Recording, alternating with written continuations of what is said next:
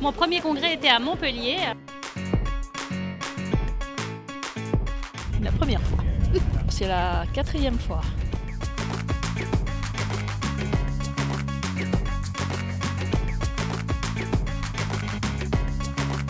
C'est la seconde. Première fois, c'était à Strasbourg. 5e fois. Et je viens pour la première fois. J'étais allée à des congrès de l'appel, mais il y a très longtemps. J'avais trouvé ça absolument épatant, intéressant, amusant. La première fois que j'ai pris vraiment la dimension de l'appel, c'est dans cette salle, dans cet amphithéâtre où il y avait 3000 personnes, que je me suis rendu compte que l'appel était un grand mouvement. C'est mon 3e congrès et aujourd'hui c'est Rennes. Une super ambiance et on va apprendre beaucoup de choses. C'est mon 4e congrès. Oui, c'est la première fois. Non, c'est la 3e fois.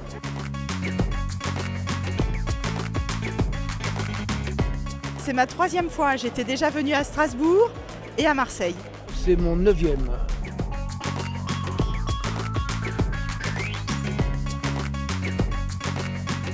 C'est mon 4e congrès des appels.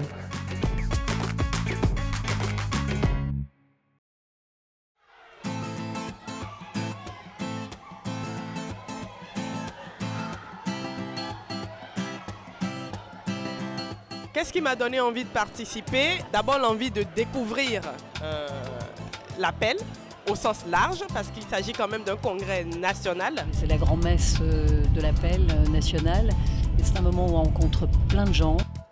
Ah, toujours heureux, parce que d'abord, ça nous permet de voir qu'on n'est pas seul. Hein. Alors moi, le congrès au 4e, j'ai plein d'attentes. Je compte beaucoup m'amuser, apprendre beaucoup de choses, rencontrer plein de nouvelles personnes. C'est très inspirant d'être avec les autres régions. Beaucoup d'échanges entre académies, beaucoup d'échanges avec d'autres parents d'élèves. De rencontrer des spécialistes sur les questions éducatives. De rencontrer aussi certains collègues, parce que finalement, deux collègues de la France entière chargés de mission, on se croise beaucoup. On se voit dans d'autres contextes, dans un autre contexte. Venir à un congrès des appels, c'est prendre conscience de la réalité, j'allais dire, vivante du mouvement dans toute la France. Ce moment de convivialité, c'est la meilleure façon de... C'est la transmission ici. On accueille des directeurs diocésains, on accueille des enseignants, on accueille des chefs d'établissement. Donc c'est vraiment un moment où créer du lien, partager du temps ensemble. Des rencontres et des apports. En fait, je trouve, comme d'habitude, le sujet intéressant. Je pense que je vais apprendre, donc on va nous transmettre des choses, c'est le sujet. Écoutez, ça vient de commencer, mais ça me semble déjà être un bon cru. Donc on a été très bien reçus, le bâtiment est exceptionnel. Et puis les congressistes sont arrivés en nombre, ils sont déjà présents. Là, je ne vais pas tarder à les rejoindre dans la salle. Mais tout le monde a l'air d'être heureux ici à Rennes, donc tout va bien.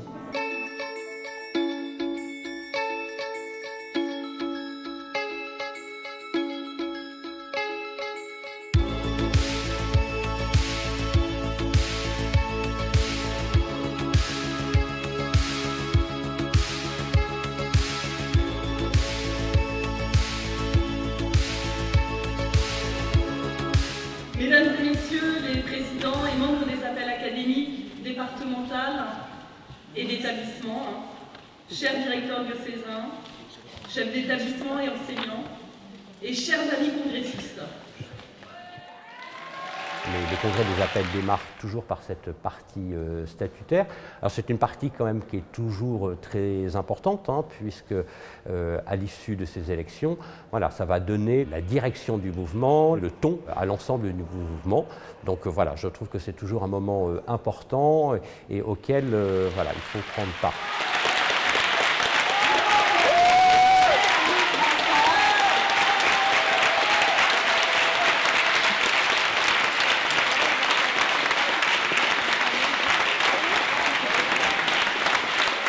À chaque congrès, on peut être frappé par le fait que finalement, on est un très grand mouvement.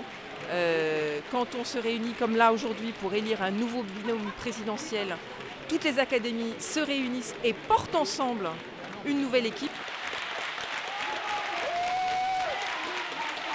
connaître ce que la nouvelle équipe va faire, parce que je pense que c'est important effectivement de voir un peu quels sont les grands axes qu'ils veulent mettre en place. Merci à tous, merci du fond du cœur, merci à tous, on va essayer d'être digne de ça et à partir du 1er août, on va s'atteler à 200% dans notre mission. Je serai vice-président au 1er août, j'ai été élu il y a à peu près un quart d'heure. Très heureux. Très heureux, ça a fait remonter beaucoup d'émotions pour moi parce que j'ai l'appel au fond de moi, j'ai l'enseignement catholique au fond de moi, j'ai envie de le servir. Et donc les 2 prochaines années vont être très très intéressantes, enrichissantes. Et donc je suis très heureux, oui, vraiment. Nous sommes très fiers de vous accueillir dans ce lieu magnifique, le couvent des Jacobins. Quel lieu idéal pour parler de transmission. Entre anciens et contemporains, transmission des savoirs, transmission du passé. Ce lieu est chargé de messages forts, des messages qui vous seront transmis durant ces 3 jours intenses.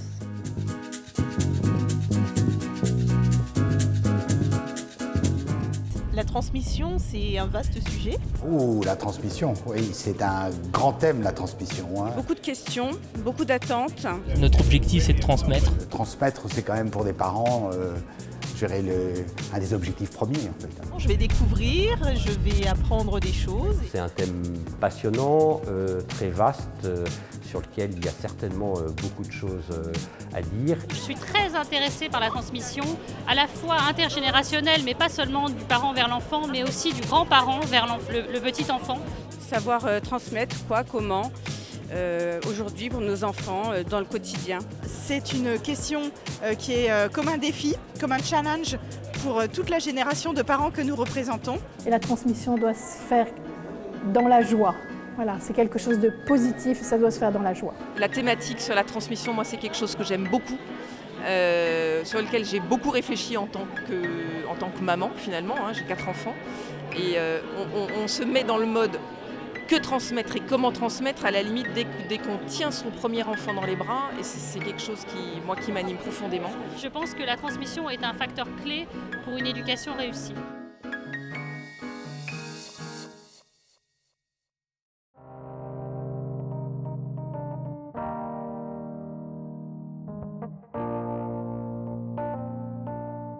Oui, le choix est toujours difficile parce que les ateliers sont en général très inspirants. La liste était très intéressante, les intervenants aussi. Oui.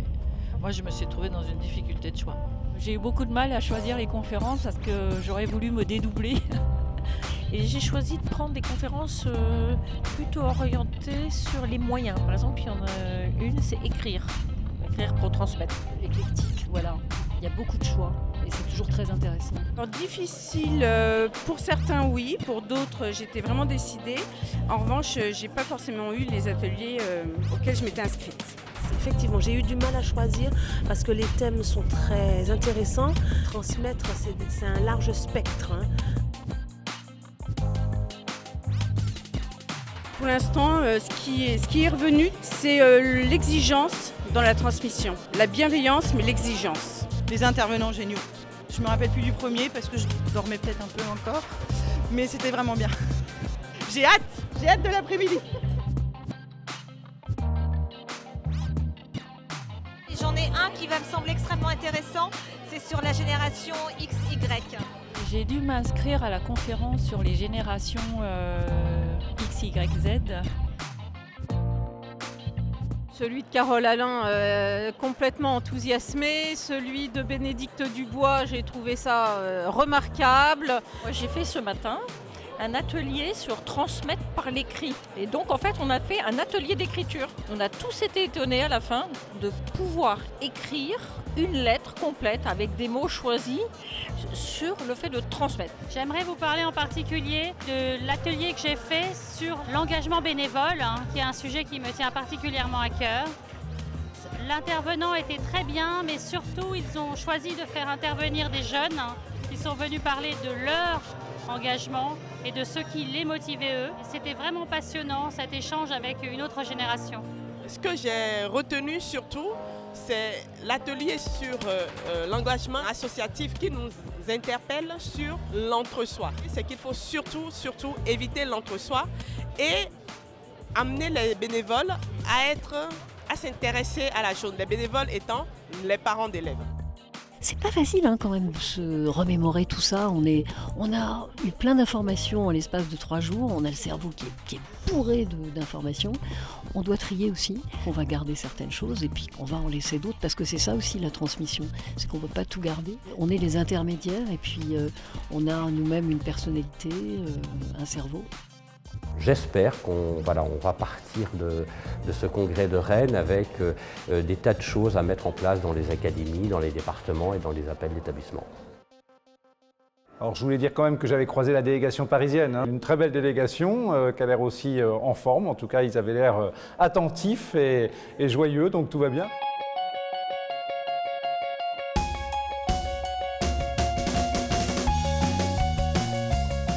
L'organisation c'est top, les gens ont fait ça avec beaucoup d'amour. On sent qu'ils étaient fébriles, qu'ils attendaient tous la venue de, je sais pas, nous sommes 1000 à 1200 personnes et puis le cadre est magnifique. Le couvent, je viens d'aller visiter le cloître, c'est magnifique. Mais voilà, toujours très bien organisé, avec des gens très souriants et très accueillants. Non, c'est sympa, c'est bien ici. Le bâtiment est très beau, très très beau, très bien et la salle est très belle. Génial, super organisation parce que c'est vraiment très très top. Le lieu est magnifique. Enfin tout bien, merci. Rennes, ville que je connaissais pas du tout, que vraiment j'apprécie beaucoup, qui est une ville magnifique. On s'est pas mal baladé. Nous sommes très très bien pris en charge et puis que toute la mise en valeur de Rennes est tout à fait attractive et je crois que je reviendrai avec ma famille.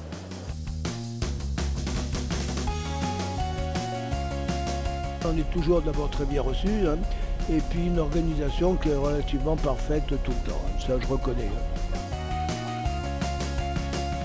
Le congrès de Rennes a été extrêmement intéressant, passionnant et très bien organisé.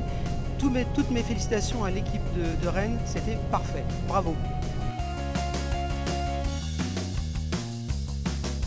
Vraiment tout va bien, heureuse.